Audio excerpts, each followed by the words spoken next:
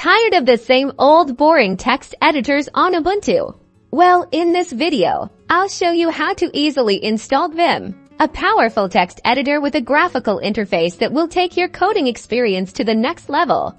Okay, first things first. Open up your Ubuntu terminal. You can usually find this by searching for terminal in your applications menu or by pressing Alt. Now, to ensure we have the latest package information, type in sudo apt update and press enter. This will update the package lists on your system. You'll likely be prompted for your password, so go ahead and enter that. Don't worry if you don't see the password while you're typing. That's normal. Awesome! Now that the update is complete, it's time to install Vim. Type in sudo apt install vim and hit enter. This command instructs Ubuntu to download and install the GVim package and any dependencies it might need. You'll probably be asked if you want to continue. Just type Y for yes and press enter. The installation process will begin. It might take a few moments depending on your internet speed.